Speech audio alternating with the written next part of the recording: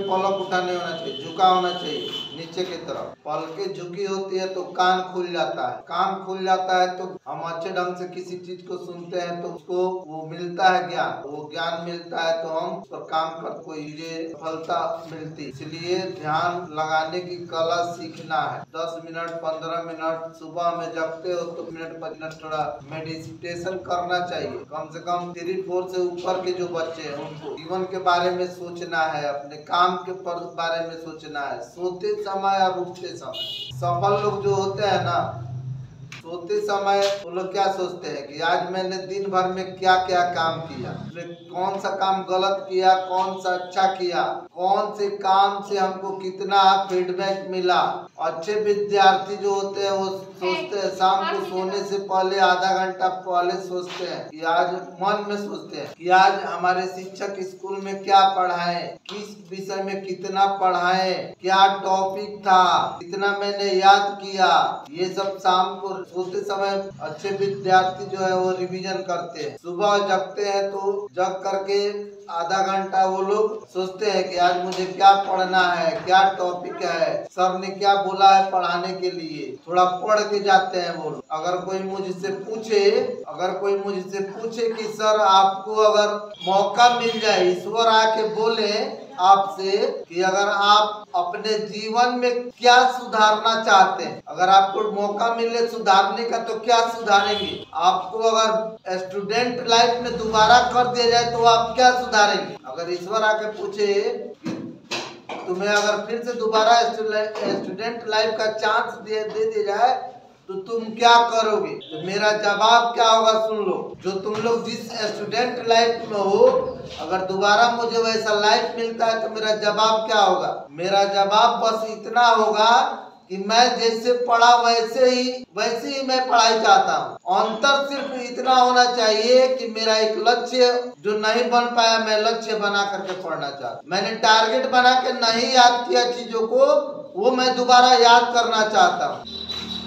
मैंने जो पढ़ा उसको रिकॉर्ड नहीं किया, मैं उसको रिकॉर्ड करना चाहता हूँ। मैंने जो पढ़ा उसका अपने लाइफ में इम्प्लीमेंट बहुत कम किया, उसको पूरी तरह से इम्प्लीमेंट करना चाहता हूँ। मैं ईश्वर से सिर्फ इतना ही मांगूंगा, बाकी सब मुझे अपने आप मिलते जाएंगे। तो ऐसा तो होने वाला संभव तो है नहीं कि ईश्वर आकर हमसे कहे कि आपको फिर से दोबारा स्टूडेंट बनाएंगे। ऐसा संभव है क्या? ऐसा संभव नहीं है। मैं भी जानता हूँ, तुम भी जानते हो कि समय बीत जाता है तो दोबारा वो आ नहीं सकता है। चाहे कितना भी कुछ कर ले, जो समय बीत जाता है वो दोबारा आता नहीं, ऐसा आ नहीं सकता है मेरे जीवन में। चाहे मैं ईश्वर की कितनी भी तपस्या कर लूं, कुछ भी कर लूं, लेकिन ऐसा मेरे जीवन में दोबारा नहीं दे सकते। ईश्वर एक बार चांस देते हैं विद्यार्थी बनने का, स्टूडेंट बनने का, जो तुमको अभी मिला हुआ है, जिसके लिए मैं आज पश्चाताप करता हूँ कि स्टूडेंट लाइफ दोबारा मुझे मिल जाए तो मैं ये करूं।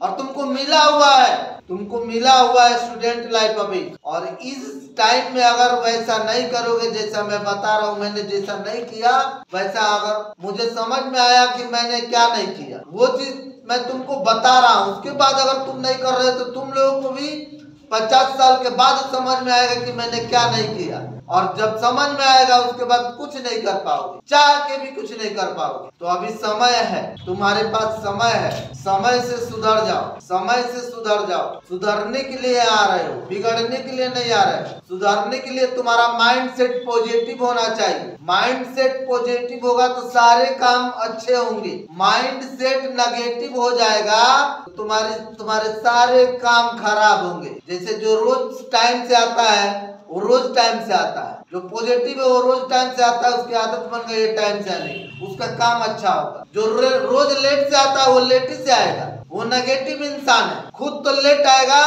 दूसरे के माइंड में भी डाइवर्ट करेगा, उसका भी माइंड खराब करेगा। काश कि उसका माइंड खराब होता लेट आने पर, तो नेगेटिव इंसान है। वो तो जहां भी जाएगा नेगेटिव फैलाएगा, वो जहां भी रहेगा नेगेटिव ही फैलाएगा। दूसरे के नेगेटिव करने वाला इंसान है, खुद तो नेगेटिव है, खुद दूसरे को भी नेगेटिव कर देगा। इसलिए ऐसे बच्चों से सावधान रहना है जो दूसरे को भी, खुद तो नेगेटिव है और दूसरे को भी नेगेटिव कर रहा है कि मैं तो लेट से आता हूँ, मेरा देखा देखी तू भी लेट से आ। सर क्या कर लेंगे, सर क्या कर लेंगे, थोड़ा सा डांटेंगे, बोलेंगे, उठक बैठक करवाएंगे, रोकेंगे, लिखवाएंगे, और मेरे क्या कर लेंगे। अरे मैं तुमको कुछ नहीं करूंगा, जो करना होगा ईश्वर करेंगे, ईश्वर तो जरूर करेंगे। मैं तुम्हारी गलतियों को क्षमा कर दूं, तुम्हारे माँ बाप क्षमा कर दे, लेकिन ईश्वर तुम्हारी गलतियों को कभी माफ नहीं करेंगे, कभी भी माफ नहीं करेंगे। इसलिए आज मैं नेगेटिव आने वालों का चेहरा देखना चाहता हूँ। आ जाओ, अपने नेगेटिव चेहरा को दिखाओ, बैग लेके चलो। ये सब स्कूल के नेगेटिव बच्चे हैं, इनके अंदर पॉजिटिव नाम की चीज नहीं है। ये आज स्कूल में नेगेटिव है, जीवन भर नेगेटिव काम करने के लिए तैयारी कर रहे हैं लोग। ये क्या कर रहे हो? छोटे वाले आ गए, सामने मुंह करो, सामने छोटे सब आ गए। ऐसे शर्म करने से नहीं होगा, छोटे यहाँ से शर्म लगना चाहिए तुम लोगों को, शर्म लगना चाहिए तुम लोगों को। लेट आने में मुंह छिपा लिए तो शर्म चला जाएगा। मुंह छिपाना तो सबसे गंदी आदत है रे। चोर, गुंडा, बदमाश मुंह छिपाता है, यही आदत सिखा के। गलती करेंगे मुंह छिपा लेंगे, गलती करेंगे मुंह छिपा लेंगे, यही सीखा। टाइम से आना नहीं सीखा।